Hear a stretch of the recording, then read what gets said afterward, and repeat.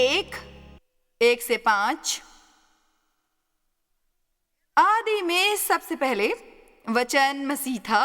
सबसे पहली बात मैं चाहती हूं आप ये समझ लें कि वचन, और मैं केवल इस किताब के बारे में बात नहीं कर रही, वो शायद परमेश्वर के प्रेरित वचन जो इस किताब में हैं वे मसीह हैं।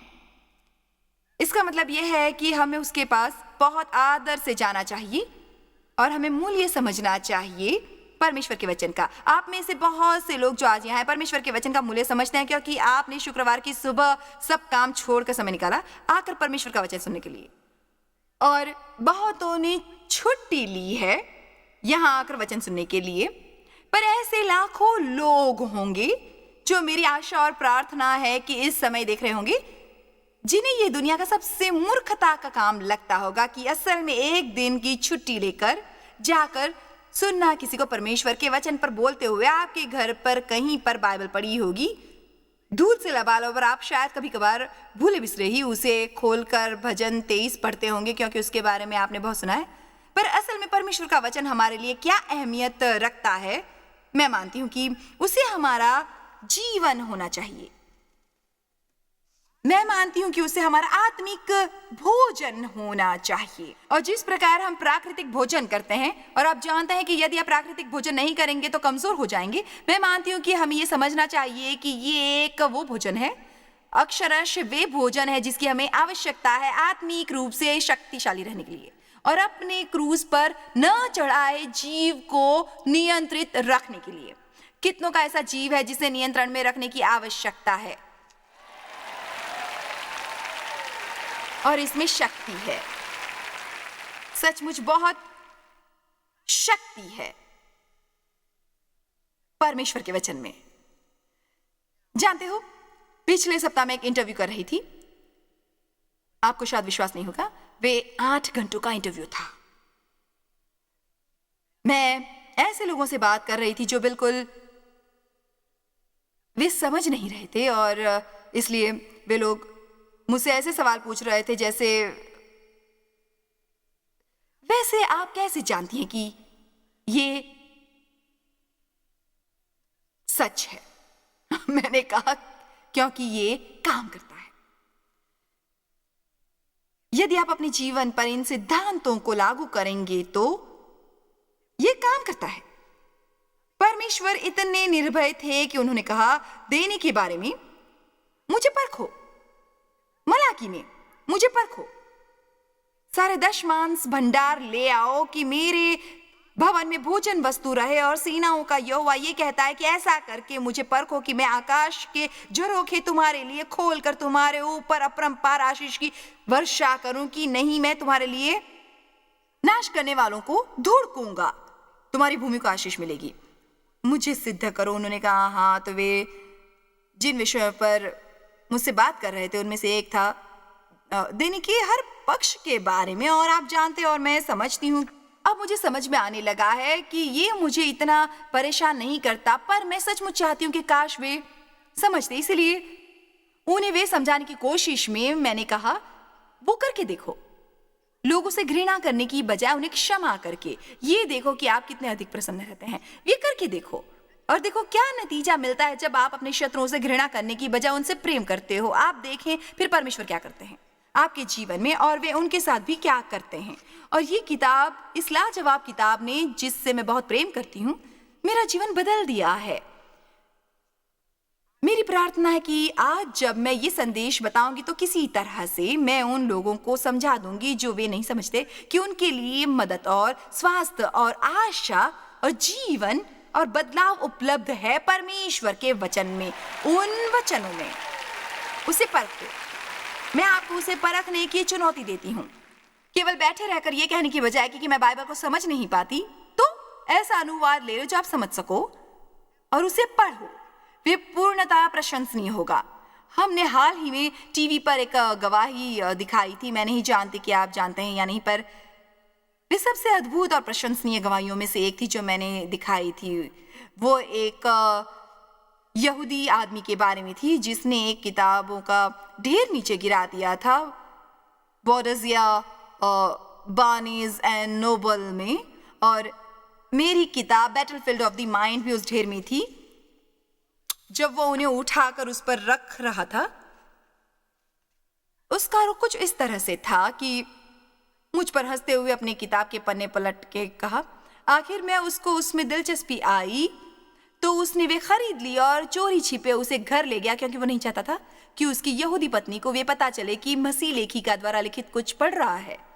वो नहीं जानता था, पर उसकी पत्नी भी चोरी छिपे बाइबल पढ़ रही थी और वे नहीं चाहती थी कि उसे पता चले कि वे ऐसा कर रही थी। सो ये दोनों पति पत्नी बुनियादी रूप से ढूंढ रहे थे अपने मसीहा को। वे जवाबों को ढूंढ रहे थे और दोनों एक दूसरे से छिपाने की कोशिश कर रहे थे। संक्षेप में बताती हूँ कि उसने बैटलफील्ड ऑफ द माइंड पढ़ी और पढ़ने के दौरान उसने एक बाइबल ली। उसने बाइबल पढ़ना आरंभ किया। उसका महान तरीके से उद्धार हुआ। सब कुछ बढ़िया था। उसके बाद वो, अब जरा सुनिए, ये बहुत बढ़िया है। उसकी एक माँ थी, मैं भूल गई कि उसने उसकी क्या उम्र बताई थी। वे वृद्धाश्रम में थी या नर्सिंग होम में। उसने अपनी माँ को ये बताना आरंभ किया कि उसे अपना मसीहा मिल गया है और ये कि यीशु सचमुच असली है। पर उसकी माँ कहती रही नहीं नहीं नहीं नहीं नहीं। पर वे इतना चतुर था कि उसने प्रार्थना की कि यदि वे उनसे ये न करवा पाए तो परमेश्वर किसी और को भेजे जो वो ये कर सके। ऐसा हुआ कि वहाँ एक नर्स थी उस नर्सिंग होम में, और वो एक दिन अपनी बाइबल वहीं छोड़ गई। सो उसकी माँ ने उसे पढ़ना शुरू कर दिया। उसके बेटे ने कहा, माँ अब क्योंकि वे उसे भूल गई थी, आप मत्ती, मरकुस, लूका और यूहन्ना पढ़ें, उन्हें जरूर पढ़ें।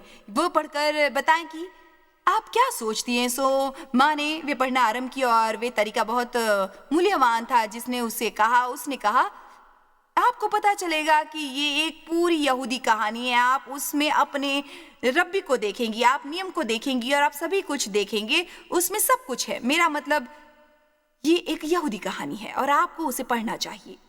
उसके बाद उसकी माँ ने कहा, वो हमेशा ही वहां था पर हम उसे देख न पाए थे, और उसने अपना जीवन मसीह को दे दिया। और इसलिए यह भी संभव है कि आपके लिए भी इसमें जवाब हो, जो हमेशा से वहां थे पर आप उन्हें देख नहीं पाए थे, वे आपसे छूट गए थे। इसलिए मैं आपसे प्रार्थना और निवेदन कर रही हूं कि परमेश्वर के वचन को अपने जीवन में एक मौका दें। क्या कोई इस पर आमीन कहेगा? ठीक है। आदि में वचन था। मैं वहां पर थी, ठीक। आदि में सबसे पहले वचन मसीह था और वचन परमेश्वर के साथ था और वचन परमेश्वर था। यदि आदि में परमेश्वर के साथ था, सब कुछ उसी के द्वारा उत्पन्न हुआ और जो कुछ उत्पन्न हुआ उसमें से कोई भी वस्तु उसके बिना उत्पन्न न हुई। उसमें जीवन था और वे जीवन मनुष्यों की ज्योति थी। मुझे हमेशा ये कहना सचमुच अच्छा लगता है कि परमेश्वर के वचन में जीवन है। सच तो यह है कि एक समय पर हमारे टीवी प्रोग्राम और हमारी सेवकाई का नाम लाइफ इन द वर्ड था और हमने उसे बदला कई भिन्न भिन्न कारणों से कि लोग उसे समझते नहीं थे। इसलिए वे मुझे लाइफ इन दी वर्ल्ड पर मेल भेजते थे। इसलिए मैंने सोचा कि शायद एंजॉइंग एवरीडे लाइफ ये अच्छा रहेगा। कई बार ये जरूरी होता है कि हम उन लोगों की मांग पूरी करें जिन्हें मदद की आवश्यकता है पर जो नहीं जानते कि उन्हें आवश्यकता है। इसलिए हमने शीर्षक से धार्मिक आवरण उतार दिया, ये सोचकर कि सभी लोग अपने जीवन का आनंद उठाएंगे। और ज्योति अंधकार में चमकती और अंधकार ने उसे ग्रहण न किया, बुझाया, अपने में मिलाया और चुराया नहीं। आप इसका मतलब जानते ही प्रकाश है, और जब भी आप प्रकाश को अपने व्यक्तिगत अंधियारे में ले जाते हैं तब अंधियारा वहां नहीं रह सकता जहां आप प्रकाश को ले जाते हैं। परमेश्वर के वचन का प्रकाश उस अंधेरे को नष्ट करेगा जो आपके मन में है, भावनाओं में है, उसे जो आपके अतीत में है, उसे जो आपके आर्थिक हालातों में है, उसे जो आपके संबंधों में है। ये एक असली किताब है जिसमें असली जवाब है, असली लोगों के लिए असली फल उत्पन्न करती है। हम यहाँ केवल इसलिए नहीं आए कि हम एक साथ धार्मिक बने, ये असली है और परमेश्वर के वचन में आपके जीवन को बदलने की शक्ति है। यीशु ने यूहन्ना 6:63 में कहा, मेरी बातें वे आत्मा हैं और जीवन भी हैं। ये शब्द कोई सामान्य शब्द नहीं है, ये अलौकिक शक्ति से भरपूर शब्द हैं और उनमें योग्यता होती है अंदर जाने की। आप सुनते हैं, वे आपके मन का नवीनीकरण करते हैं। आपको भी देखना चाहिए जो मैं कई बार यहाँ ऊपर से देखती हूँ। जब मैं कुछ कहती हूँ तो अचानक ही वहां किसी की रुलाई छूट जाती है, उनके आत्मा से आशा टकराई होती है। आज मैंने देखा जब मार्टिन हमारी अगुवाई कर रहा था आराधना में और वे गीत पूरी तरह परमेश्वर के वचन से भरे थे, मैंने लोगों को अक्षरक्ष अपने हाथों और घुटनों पर रोते और सिसकती देखा जब उन्हें समझ आए कि उनके लिए आशा उपलब्ध थी परमेश्वर के द्वारा। मैं चाहती हूँ कि आप ये जान ले, चाहे आप दुनिया में जहां भी हैं और जहां से भी देख रहे हैं, आप जिस देश में भी हों, आपको निराश नहीं होना है और आप असहाय नहीं हैं, क्योंकि एक परमेश्वर है जो जीवित है और आपसे प्रेम करते हैं व्यक्तिगत रूप से, और आपको प्रेम करते हैं, आपकी मदद करना चाहते हैं। आप उनके साथ संबंध बना सकते हैं और परमेश्वर के वचन के अध्ययन के द्वारा उन्हें जान सकते हैं। आमीन। कल मुझे एक छोटा सा अलौकिक अनुभव हुआ, इसलिए मैं बाहर जाकर ये सामान खरीद लाई। मैंने सोचा मुझे शायद यहाँ इसकी थोड़ी जरूरत पड़े, तो मैंने ले लिया। तो आप सुबह स्टारबक्स वगैरह कहीं जाते हैं, आप किसी जहाज में जाते हैं और सब अपनी पसंद की किताबें लेते हैं। चलो हम अखबार पढ़ते हैं यहाँ पर। वाह, इसमें बहुत सी बढ़िया बातें लिखी हुई हैं। टाइगर वुड्स की शानदार वापसी, हम उसके बारे में पढ़ सकते हैं। मास्टर्स गोल्फ टूर्नामेंट में उसकी शानदार वापसी के बारे में, या हम इसे खोलकर अपने मालिक के बारे में पढ़े।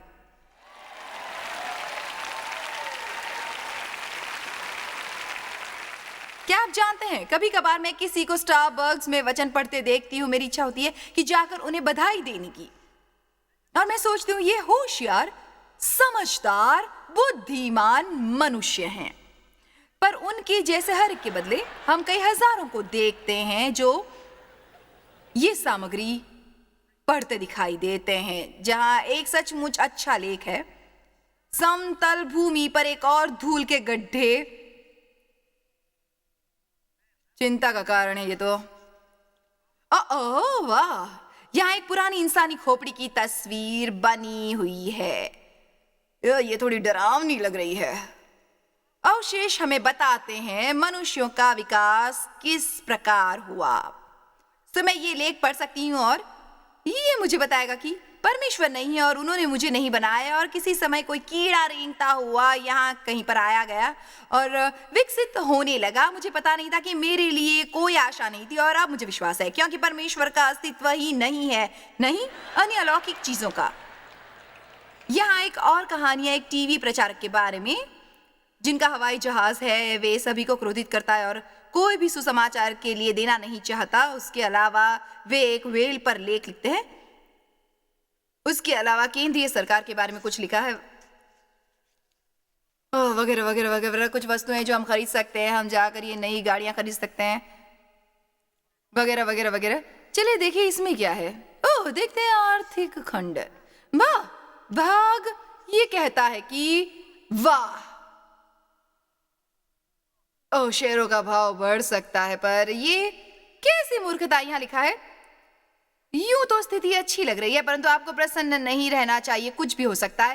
इस लेख में बिल्कुल यही लिखा है, पर मैं इसे बाहर निकाल सकती हूं। पर मैं जान सकती हूँ कि परमेश्वर के लिए सब कुछ संभव है। चाहे अखबार में जो भी लिखा हो, परमेश्वर मेरी ओर है, और यदि परमेश्वर मेरी ओर है, कौन मेरे विरुद्ध हो सकता है। यदि परमेश्वर मेरी ओर है तो मुझे किसका भय है। मैं अपनी सारी अच्छी सामग्री यहाँ नीचे नहीं खोना चाहती। इसका कारण यह है कि इसमें कुछ ऐसी बातें हैं जो आपको जाननी चाहिए। मैं सच कहती हूँ, आपके जीवन पहले जैसे नहीं रहेंगे यदि आप वे सब कुछ पढ़ेंगे जो मैंने आज लिखा। मैंने कुछ पत्रिकाएं ली हैं और उनमें लगभग हर पन्ने पर एक अधनंगी औरत की तस्वीर थी। ये सचमुच प्रोत्साहित करता उनके बिकनी पहनिया जो शरीर को ढकती कम है, और आप नतीजा जानते हैं। खैर जाने दो, मुझे इसके बारे में ज्यादा बात नहीं करनी। अच्छा, नए प्रेमिका ने सब राज खोल दिए। जेसी के साथ मेरा 2 वर्षों का प्रेम संबंध। ओ, अखबार इससे भरा हुआ है। आइए देखते हैं, हम केवल ये सब देखने वाले हैं। अंगरक्षक के बारे में राज खोल दिए। मैं उस कलाकार का नाम नहीं लूंगी। अमुक का असली रूप सामने आया है। उसका अभी भी अपनी भूतपूर्व प्रेमी से संबंध है।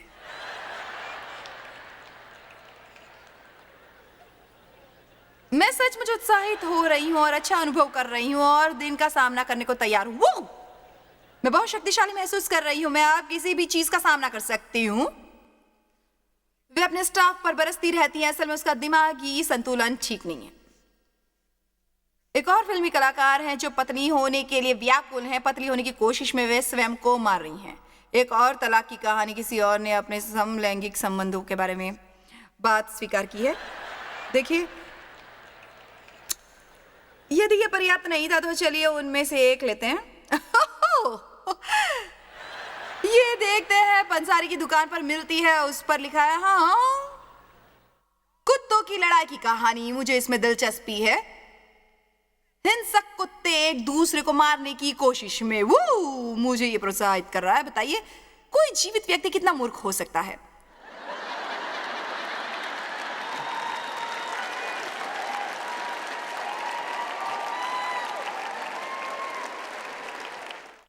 आप जानते हैं, जब हम इसे इस तरह देखते हैं जैसे अब देख रही हूं मैं, तो हमें ये पूरी तरह समझ आ जाता है।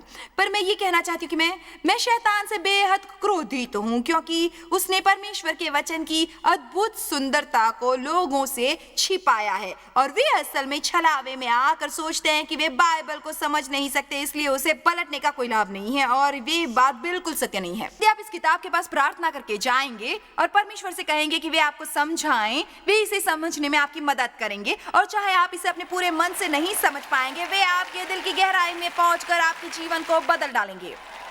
आमीन। वचन ने शरीर धारण किया और वे आया और मनुष्यों के बीच रहा। वचन यानी हमारे प्रभु मसीह आदि से हमारे साथ थे। उनके बिना एक भी चीज उत्पन्न नहीं हुई थी। उनके द्वारा सभी कुछ बनाया गया था। उन्होंने शरीर धारण किया और आकर हमारे बीच में रहे। वे मरे, वे वचन हमारे पापों के लिए मरा, वे क्रूस पर गया, हमारे बदले में मरा और अब वे हमारे दिलों में जीना चाहता है।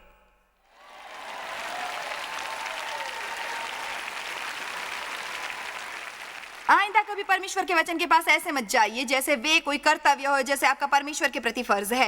हर दिन एक अध्याय पढ़े, उसे दायित्व मानकर। उसके पास ऐसे जाए मानो वे आपका जीवन हो। ये मेरा जीवन है, ये मेरा भोजन है, इसी से मुझे शक्ति मिलती है। ये मुझे बचाता है जब मैं मुश्किल में होती हूँ। यह अंधियारे में उजियाला होता है, ये निराशा में आशा होता है। मैं लोगों को परमेश्वर के वचन से प्रेम और सम्मान करना सिखाती हूँ। असल में मैं उन बातों से ऊपर उठ चुकी हूँ जो लोग सोचते हैं। और मैं आपको बताना चाहती हूँ कि कई मौके आते हैं जब मैं अपनी बाइबल को चूमती हूँ। मैं कई बार उसे गले लगाती हूँ और चूमती हूँ। ये मेरे लिए सब कुछ है। मुझे याद है मैं कैसी थी। मुझे याद है जब यदि सब मेरी मर्जी के अनुसार नहीं होता था, मैं केवल एक ही प्रतिक्रिया जानती थी, जो था दिन भर क्रोधित और दुखी रहना। और इसने मुझे स्वतंत्र किया और मैं अपनी मर्जी न चलने पर भी प्रसन्न रह सकती हूँ। ये कितनी बड़ी बात होती है जब आपकी मर्जी न चलने पर भी आप दिन भर प्रसन्न रह सकते हैं। आप में से कुछ सोच रहे होंगे, नहीं मैं अभी उस स्थिति में नहीं हूं। जैसे आप बने रहते हैं परमेश्वर के वचन में। बाइबल में 2 तीमुथियुस में कहा गया है कि वचन हमें आश्वस्त करता है, फटकारता है, दोष बताता है, चेतावनी देता है, समझाता और प्रोत्साहित करता है। 2 तीमुथियुस 3:16 के अनुसार वे हमें सिखाता है, हमें हमारा दोष बताता है और हमें धर्म की शिक्षा देता है। बहुत मूल्यवान किताब है। वचन हमसे बात करता है। क्या कभी वचन ने आपसे बात की है, या जब आप कोई निर्णय लेने वाले होते हैं कि अचानक आपके द्वारा सुना कोई वचन आपके अंदर सुनाई देता है? अच्छा होगा यदि मैं ये नहीं करूंगा। व्यवस्था विवरण 8 की ओर चलते हैं। मैं इस सप्ताह सिखा रही हूँ कि मसीह में होने का क्या मतलब है। मैं इस संदेश से समझाना चाहती हूँ कि मसीह में रहने का अर्थ होता है वचन में रहना और उसका हमारे जीवन का महत्वपूर्ण हिस्सा होना। हमें हर दिन केवल थोड़ा बहुत नहीं पढ़ना है, बल्कि उसे प्रेम करना है, उस पर ध्यान लगाना है, उसके अनुसार जीना है और उसे अपने जीवन का गुण का मानक बनाना है।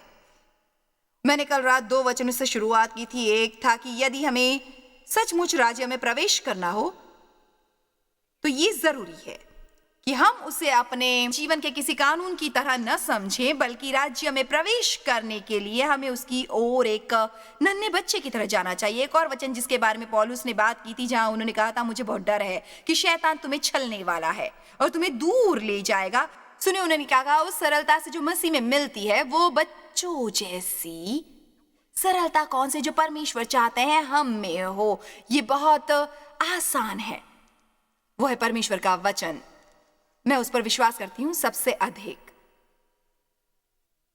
मुझे हमेशा हर बात समझ नहीं आती, पर मुझे उस पर विश्वास है और वो मेरे जीवन में काम करता है। मैं अपने विचारों से अधिक उस पर विश्वास करती हूं। मैं उस पर अन्य लोगों की बातों से अधिक विश्वास करती हूं। मैं उस पर अपनी भावनाओं से अधिक विश्वास करती हूं। मैं हमेशा उसमें 100% सफल नहीं होती, पर मैंने बहुत प्रगति की है। मैं वहां नहीं हूं जहां मुझे होना चाहिए था, पर परमेश्वर का धन्यवाद कि मैं वहां नहीं। आमीन। आप जानते हैं कि इजरायलियों को मिस्र में से बंधक से मुक्त किया गया था और वे हमारे नए सिरे से जन्म लेने के समान हैं। जब आप मसीह को अपना मुक्तिदाता स्वीकार करते हैं, शुरुआत में आप सोचते हैं आपको अपने सारे जीवन में किसी और चीज की जरूरत नहीं।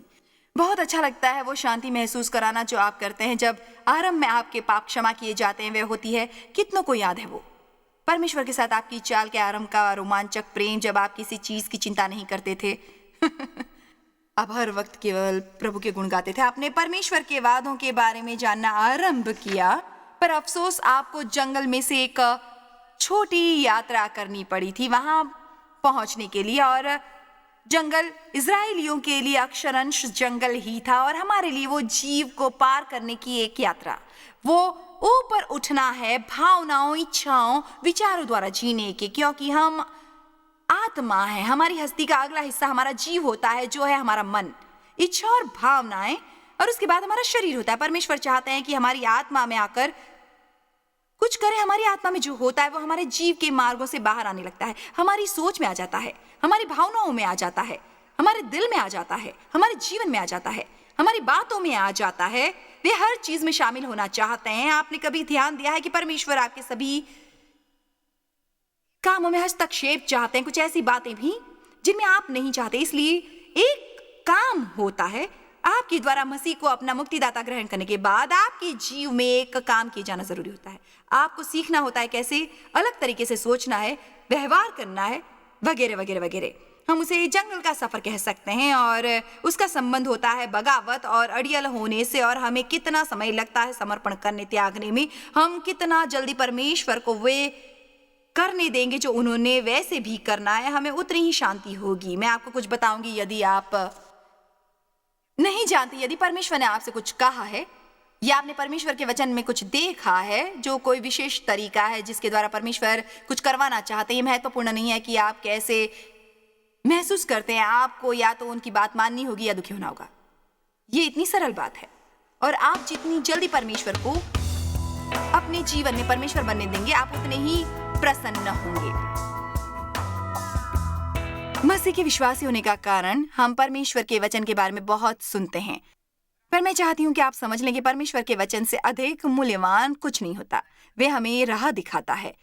वे हमें राह दिखाता है वो जीवन जीने का जो परमेश्वर चाहते हैं कि हम जिएं, ताकि हमें वो आनंद प्राप्त हो जो वे चाहते हैं हमें मिले अपने जीवन में।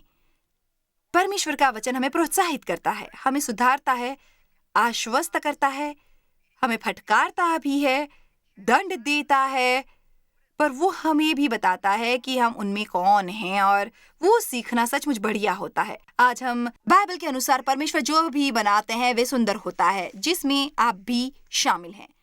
आपके जीवन में शायद इस समय ऐसे पक्ष होंगे जो आपको सुंदर नहीं लगते होंगे। आप कहते होंगे ये व्यवहार ठीक नहीं है, घटिया है। पर क्या आप जानते हैं परमेश्वर आपको जानते थे, आपके उनको जानने से पहले, और वे आपको वैसे ही स्वीकार करते जैसे आप हैं, और अपने द्वारा वे आपकी मदद करेंगे वे बनने में जो वो चाहते हैं। आपसे प्रेम करते हैं और उन्होंने आपको बनाया है किसी अद्भुत काम के लिए, और आप उससे वंचित ना रहे। आपका दिन शुभ हो।